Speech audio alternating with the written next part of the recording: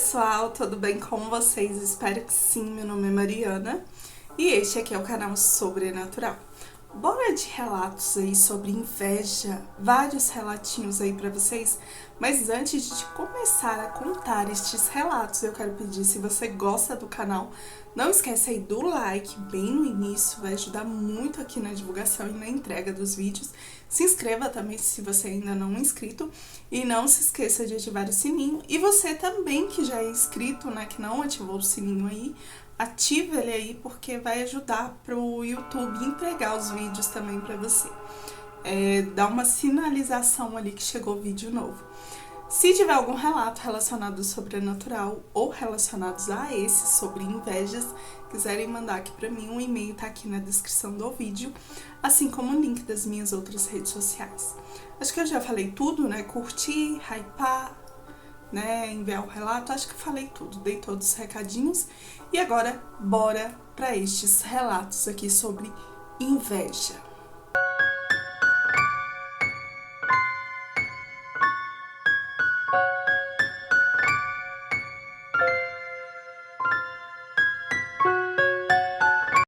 E o primeiro relato é este aqui. A amiga que trazia a desgraça. Olá, Mariana. O que eu vou contar aconteceu comigo e serve de alerta para quem pensa que inveja é só uma questão de sentimento. No meu caso, ela veio acompanhada de algo muito pior. Em 2010, eu tinha 29 anos e era dona de um pequeno salão de beleza que ficava na garagem de casa. A vida estava boa, casa própria, bem localizada, todas com móveis planejados e um marido que trabalhava como corretor de imóveis, ganhando muito bem. Eu nunca precisei me preocupar com dinheiro. E foi nessa época que eu conheci a Silvia e ficamos amigas. Ela frequentava o salão e às vezes a minha casa também. Ela morava num conjunto habitacional simples, daqueles que o governo entrega. Não tô querendo menosprezar ninguém. É que esses conjuntos habitacionais são maravilhosos para quem não pode comprar uma casa própria de imediato, que era o caso da Silvia. Estou falando isso porque acho que isso tem a ver. Acho que a inveja dela partiu daí. E desde o início, ela tinha uns comentários estranhos. Olhava para minha casa e dizia que não tinha nada de especial e que já tinha visto melhores. Eu ria achando que era só o jeito dela. Com o tempo, nos tornamos melhores amigas. Pelo menos era o que eu pensava. Eu contava tudo para a Silvia.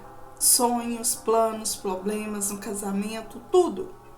E curiosamente, parecia que toda vez que eu dividia algo com ela, dava errado. Quando meu marido me presenteou com um celular novo, ela disse que eu era interesseira, que se fosse ela, não aceitaria. Ainda assim, eu não via maldade nela.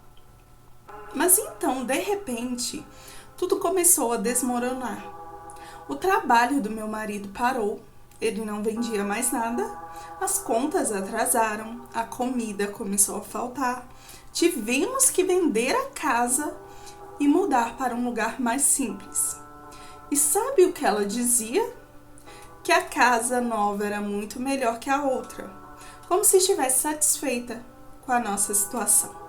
O mais estranho é que, quando Silvia se afastou, nossa vida começou a melhorar. O marido fechou alguns negócios, conseguimos juntar dinheiro e achamos uma casa dos nossos sonhos.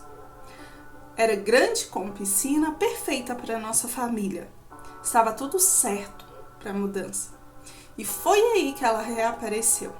É sempre assim, né, gente? Voltou a frequentar minha casa como se nada tivesse acontecido. Quando eu contei que nos mudaríamos na segunda-feira, ela ficou nervosa.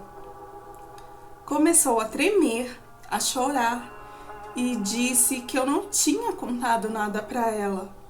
Pediu para ver fotos da casa. Eu, sem pensar, mostrei. Ela olhou e disse que eu não deveria me mudar, que a casa era grande demais, que ia me dar trabalho para limpar. Olha só, gente, como que é a pessoa invejosa. Naquela noite eu orei pedindo a Deus que afastasse qualquer maldade. E na manhã seguinte, eu fiquei sabendo que minutos depois que ela saiu da minha casa, um carro bateu nela, quase em frente à minha casa, na rua que sempre estava vazia. Era uma rua que quase não tinha movimento. E como ela não se feriu gravemente, foi embora. No dia seguinte, recebemos uma ligação inesperada. Os donos da casa desistiram da venda. Devolveram o dinheiro e não deram nenhuma explicação. Silvia parecia feliz com a notícia. Acabamos comprando outra casa, menor, e nos mudamos. Ela voltou a nos visitar e estranhamente as dificuldades retornaram. Era como se a presença dela drenasse a nossa sorte. Minha família entrou em uma nova fase de necessidades. E o que me fez abrir os olhos foi quando a minha sobrinha começou a namorar um rapaz rico e acabou ficando noiva dele. Silvia passou a falar mal dela, dizendo que aquilo não ia durar e que ninguém merecia tanta sorte assim. Vi nos olhos dela um brilho doentio da inveja. Foi aí que eu comecei a orar, jejuar, pedindo sabedoria a Deus. Entendi que precisava cortar todo o contato com ela. Então comecei bloqueando ela de tudo, das minhas redes sociais. Parei de falar dela e nunca mais a procurei.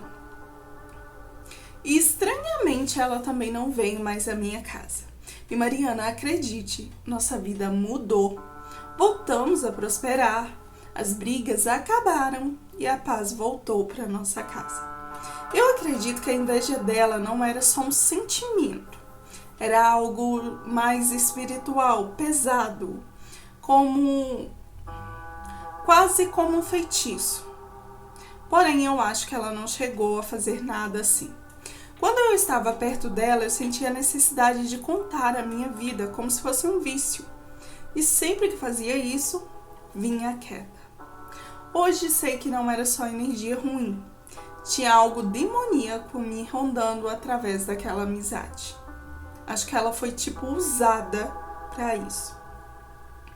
E desde que cortei esse laço e não a vejo mais, as coisas sempre dão certo. Acho que ela nunca fez magia, mas a inveja é um sentimento tão ruim que só isso basta para prejudicar alguém. E termina aqui o relato dela. Um beijo, muito obrigada. E o que você falou aqui é a mais pura verdade.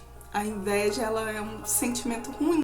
Tem aquela pessoa que vai falar, nossa, tô com uma invejinha de você, mas não é assim na maldade, né? O que eles falam, inveja branca. Mas quando você bota ali um sentimento ruim, ou quando você fala isso, mas por dentro você está se corroendo ali de raiva, ou nossa, poderia ser eu, tinha que ser eu. Aí as coisas vão para uma atmosfera totalmente diferente, né? Porque a inveja, né, ela tá ali entre os 7 pecados, né, os 7 pecados capitais, e ela ali por si só, né, a força do teu pensamento acaba prejudicando as pessoas ali que você sente inveja. E por isso que eu falo, muito cuidado com o que você pensa. Porque independente se é um sentimento, ele vai voltar pra você. Mais cedo ou mais tarde ele volta. E muitas das vezes volta muito pior. É não sei se vocês já ouviram, quando a gente fala ou faz alguma coisa, aquilo volta 3 vezes pior pra gente. E a inveja, ela é assim, tá? Então, assim, a partir do momento, né, que ela percebeu, que ela se afastou, as coisas voltaram a dar certo. E sempre que essa mulher voltava ali pra vida deles, né, talvez estava as 1000 maravilhas, as coisas voltavam a dar errado. Então a gente tem que abrir a nossa cabeça e perceber os sinais também, né? E o que ela falou aqui, né, que ela sentia, né, uma vontade de se abrir ali com ela, contar tudo. Isso eu acredito que tem a ver ali até com a questão ali de algo nela, né, algo na Silvia ali no caso, né. algo que fizesse com que ela se sentisse à vontade, ou talvez por ela não ter muitas amigas também, que nem ela achava que a Silvia que era amiga dela e na realidade era amiga da onça, né? Mas muito cuidado com isso, cuidado com o que você pensa e se atentem aos sinais. Vamos aqui para o próximo relato, que é este aqui. A minha amiga que quis me ver louca. Olá, Mariana, vou te contar algo que até hoje tenho dificuldade de acreditar, mas aconteceu comigo. E isso mudou completamente a minha vida e a forma como vejo as pessoas hoje em dia. Meu nome é Cláudia e você pode falar sem problemas. Os outros nomes estarão trocados. E em setembro de 2004, aos 26 anos, me casei com o Henrique. Foi um casamento simples, mas muito feliz. Convidamos a família, alguns vizinhos e, claro, colegas de trabalho. Entre eles estava a Vanessa, com quem eu tinha uma amizade que eu achava ser verdadeira. Nós éramos muito próximas, almoçávamos juntas todos os dias e eu confiava nela como se fosse uma irmã. Inclusive, ela foi uma das minhas madrinhas. Mas depois do meu casamento, algo começou a mudar. E não foi só o clima entre nós. Poucos dias depois, após a festa, comecei a ter crises estranhas. Primeiro vieram dores de cabeça insuportáveis que pareciam me apertar por dentro, como se minha mente estivesse sendo espremida. Depois veio insônia e pesadelos recorrentes. E em todos esses pesadelos eu vi uma mulher vestida de preto parada na porta do meu quarto, sem rosto. Henrique dizia que era estresse de mudança de vida, mas as coisas pioraram rápido demais. Eu comecei a ouvir vozes quando estava sozinha, risadas baixas e às vezes frases que eu não entendia, num idioma que não era o nosso português. Meu humor mudou completamente. Eu chorava sem motivo, tinha surtos de raivas e esqueci o que eu tinha acabado de falar. Um dia, durante o trabalho, tive um desmaio. Acordei no hospital, mas todos os exames que tinham feito estavam perfeitamente saudáveis. Mas por dentro eu sabia que tinha algo errado. E foi nessa época que eu comecei a perceber a mudança em Vanessa. Ela já não me olhava nos olhos, falava com um tom vago e carregado às vezes. E de repente começou a se aproximar demais do meu marido. Um dia, sem querer, ouvi ela comentando com outra colega que algumas pessoas não merecem a felicidade que têm. E de alguma forma eu sabia que ela falava sobre mim. Enquanto isso, as crises se tornaram mais intensas. Eu gritava à noite, acordava encharcada de suor e via a mulher de preto no canto do meu quarto. E parecia que cada vez ela estava mais próxima da minha cama. Meu marido dizia que eu estava ficando paranoica. Eu comecei a acreditar que estava enlouquecendo de verdade. Foi minha mãe quem decidiu buscar ajuda fora. Uma vizinha indicou uma senhora chamada Dona Lourdes, que vivia nos arredores de uma cidadezinha próxima a nossa. Ela era conhecida por ver coisas que os outros não viam. Rezar, benzer e várias outras coisas. No dia em que cheguei lá, Dona Lourdes mal me olhou e, sem eu dizer nada, ela já veio me dizendo: "Você tem feitiço pesado na cabeça, criança. Não é para te matar, é para te enlouquecer. E foi colocado por alguém que você considera amiga." Ela pediu que eu sentasse e começou um ritual com ervas, queimando e rezas sussurradas no que eu acho que era um tipo de latim. A certa altura, colocou um pano preto sobre a minha cabeça e disse: "Estão te prendendo no escuro, para que sua mente se perca. Mas vamos quebrar isso agora." Quando ela retirou o pano, senti como se um peso de toneladas tivesse sido arrancado dos meus ombros. E pela primeira vez em meses, a dor de cabeça sumiu.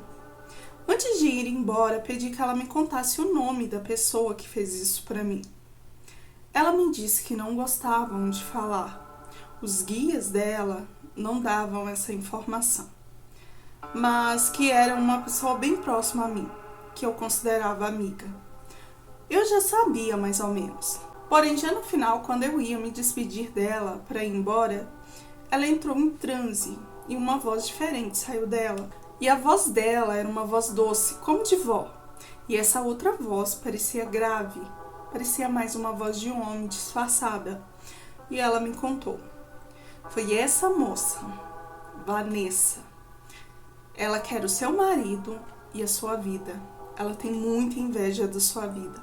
Usou magia pesada para destruir sua sanidade. Se você não tivesse vindo agora, em pouco tempo estaria internado em um hospital psiquiátrico. E a sua sorte é que ela ainda não entende muito sobre essas magias e não tem força o suficiente para sustentar elas. Mas que era para eu tomar cuidado. E logo em seguida, a Dona Lourdes voltou ao normal e perguntou à neta dela o que tinha acontecido. E a neta contou. Ela me explicou que quando ela incorpora, não se lembra de nada e que não sabe o porquê a entidade incorporou assim, pois ele nunca fazia isto sem que ele fosse chamado, e que talvez fosse o melhor para eu saber me proteger. Segui com a Dona Lourdes por mais de 2 meses, até estar completamente recuperada. Nunca mais falei com a Vanessa, mas até hoje, Mariana, às vezes eu acordo no meio assim da noite com uma sensação, como se aquela mulher de preto ainda estivesse na minha casa. E detalhe, já mudei de casa 2 vezes. Mas assim, é só uma sensação, eu não vejo nada. Ainda frequento também a casa da Dona Lourdes. Minha vida está normal e meu casamento indo bem, graças a Deus. E termina aqui o relato dela. Um beijo para você, muito obrigada pelo relato. E aqui é aquele clássico caso, tipo, amiga, né? Eu acho que esses relatos, gente, sobre inveja, sobre magias, acontece muito aí com uma pessoa que você considera ali tipo amiga, tipo irmão, né? Que nem ela aqui, ela foi madrinha do casamento, pelo visto, ela tava de olho ali no marido, né? O que será que despertou esse sentimento aí? Será que antes ela já tinha e só não fazia nada? Ou depois do casamento ela viu que a sua vida estava boa, estava bem, você estava feliz e ela resolveu fazer isso? Gente, que loucura. Mas vamos aqui pro próximo relato, que é este aqui. O preço da inveja. Oi, Mariana, tudo bem com você? Eu tinha 28 anos quando comprei a minha primeira casa. Não era luxuosa, mas tinha um terreno excelente e ficava num bairro muito bom. Foi uma conquista enorme, pois além de sair do aluguel, eu estava realizando um sonho que por um momento achei que não conseguiria realizar. Assim que me mudei, percebi que a minha vizinha, uma mulher chamada Maria, vivia no portão com a filha, a Patrícia. Esqueci de falar que todos os nomes estão trocados. E além das duas, a nora também. Estavam sempre ali, paradas, observando cada movimento. Sempre que eu saía para levar meu filho mais novo à escola ou fazer compras, elas me olhavam de cima a baixo e cochichavam. No começo eu tentava cumprimentar com bom dia ou boa tarde, mas a resposta, isso quando ela vinha, era algo bem seco. Meu marido e eu decidimos que aos poucos faríamos melhorias na casa. Arrancamos umas árvores velhas, abrimos espaço no quintal e colocamos um portão de garagem. E foi aí que as coisas começaram a mudar. Poucos dias depois, meu marido chegou do trabalho com um olhar muito estranho. Estava muito sério, que não era normal para ele. Disse que queria me contar algo, mas que não sabia como eu reagiria. Ele me contou que a vizinha havia falado para ele que sempre que saía para trabalhar, ou seja, sempre que ele saía para trabalhar, eu recebia outro homem dentro da minha casa e que o sinal para ele entrar era eu apagar a luz da varanda. Eu fiquei em choque. Era tão absurdo que eu nem perdi meu tempo discutindo com ele. Achei que com o tempo essa mentira morreria por si só, mas infelizmente não foi o que aconteceu. Pouco tempo depois, do nada, adoeci. Fiquei extremamente debilitada. Passei por vários médicos, fiz exames e nada explicava a piora. Cheguei a ser levada ao hospital 3 vezes no mesmo dia e passei o Natal internada. Minha cunhada, preocupada, orou por mim e disse que acreditava que eu estava sofrendo alguma espécie de ataque espiritual. Melhorei um pouco, mas logo precisei também passar por uma cirurgia de urgência, que não vem ao caso aqui. Porém, graças a Deus, a operação ocorreu bem e voltei para casa para poder me recuperar. 3 dias depois que eu já estava em casa, enquanto eu estava sentada na frente da minha casa, a filha da vizinha apareceu do nada e veio em minha direção e com a clara intenção de me dar um chute na região da cirurgia que ficava na minha barriga. Instintivamente levantei rápido e puxei a cadeira, impedindo o golpe.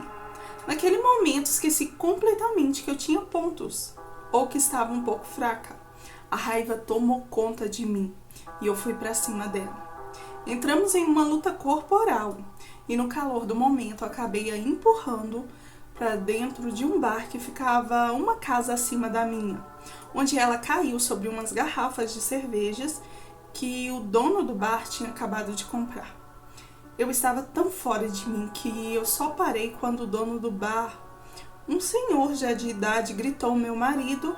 E enquanto meu marido vinha, ele me segurou e disse para mim não fazer aquilo, pois eu estava me recuperando da cirurgia. E aí ele me mandou respirar fundo e parar com aquilo. E então eu percebi que os meus pontos tinham estourados e eu vi sangue escorrendo. Fiquei desesperada e meu marido logo chegou e me levou ao hospital. Voltei e fiquei em repouso absoluto por dias. Pedi desculpa ao dono do bar e nessa conversa ele me contou que a vizinha mexia com feitiçaria e que talvez ela estivesse tentando me prejudicar dessa forma, com feitiçarias, pois a casa que eu comprei pertenceu ao ex-marido dela e ele não quis deixar para a família e vendeu para mim. Eu, por outro lado, sempre coloquei minha fé em Deus e acredito que foi isso que me manteve firme. Com o tempo, a situação entre nós ficou insustentável. Eu decidi me mudar. Pouco antes de eu sair, fiquei sabendo que a vizinha havia perdido um filho e que a própria filha dela havia cometido o crime. E com medo das represálias ali do bairro, ela se mudou para longe. Aquele famoso grupinho que ficava em frente ao meu portão desapareceu. E eu pude ficar na minha casa, não precisando sair dela. Sem aquelas víboras no portão. E vivo até hoje aqui em paz. E dela eu nunca mais soube. E dou graças a Deus. Essa história, Mariana, me ensinou algo muito importante. A inveja pode destruir vidas. Mas principalmente a de quem carrega ela no coração. Como foi o caso dessa mulher. Eu nunca mexi com ninguém. Nunca precisei prejudicar alguém para crescer. Eu nunca tinha visto elas na minha vida. Mas aprendi que quando uma pessoa é movida por inveja e maldade, ela acaba cavando ali a sua própria cova. E fica a lição. Não subestime o poder de um coração ruim. Tem gente que já nasce ruim. Não é que vem do berço. Já nasce com esse sentimento ruim. Mas também não se deixe contaminar por ele. Mariana, este foi o meu relato, um pouco da minha história. Espero ouvi-lo em sua voz em breve. Muito obrigada e desculpe pelos erros e pelo tamanho do relato. Imagina! Eu que agradeço pelo relato. Um beijo pra você. Muito obrigada. E esse aí, né, tipo, hoje a gente pode perceber aqui que parece que é aquele tipo de pessoa que quando não tem uma coisa pelo bem, faz pelo mal. Por exemplo, o ex-marido ali se separou dela, né, e não deixou ali pra eles, tipo, vendeu ali a casa, né, não sei como que foi concordado lá, né, porque deve ter tido ali uma divisão e tal, Mas ela não aceitava, ela queria ali a casa. E quando você foi morar, você virou alvo dela ali. Mesmo que você não tinha culpa de nada, você virou alvo dela ali. Né? E essa coisa do dono do bar e também ter falado de feitiçarias, eu acredito que possa ter sido, porque tinha várias coisas aí que você ia no hospital e, tipo, não tinha sintomas, né? E mesmo depois de tudo que você passou ali por uma cirurgia, né? E a filha dela ainda veio, tipo, querendo te bater. E ainda bem que você percebeu. Porque imagina, né? Tipo, percebeu e foi pra cima. Foi muito bem feito, né? O ruim aí foi só seus pontos, né, terem abrido. Porque imagina a dor que você não sentiu. Porque dói, gente. Nossa. Dói, aquilo vai secando, vai repuxando, dói muito. Mas aí é complicado, gente. Complicado. E o sentimento da inveja é complicado. Inventa histórias que nem inventou aqui que ela traiu o marido. Tipo, começa com isso pra tentar realmente destruir ali um casamento. Aí do casamento vai destruindo a pessoa. Né? E como ela não conseguiu nada disso, a filha partiu pra agressão. E essa própria filha matou ali o irmão dela, né? No caso, o filho da mulher. Que loucura. Mas vamos aqui pro próximo e último relato, que é este aqui. O preço de ser amada. Oi, Mariana, tudo bem? Eu sempre achei que essas histórias de feitiço, inveja e magia negra eram tipo exageros. Até que vivi na pele e hoje não penso mais assim. Todos os nomes estão trocados para facilitar a sua leitura. Muito obrigada. Tudo começou em 2020, quando conheci o Marcelo. Ele era muito educado, atencioso e com um sorriso encantador. Ele parecia ter saído de um sonho. E eu não estou exagerando quando eu falo isso. Em poucas semanas estávamos namorando. O que eu não sabia era que antes de mim, ele havia terminado um relacionamento conturbado com uma mulher chamada Patrícia. E ela simplesmente não aceitava o fim. No início estava tudo perfeito, perfeito até demais.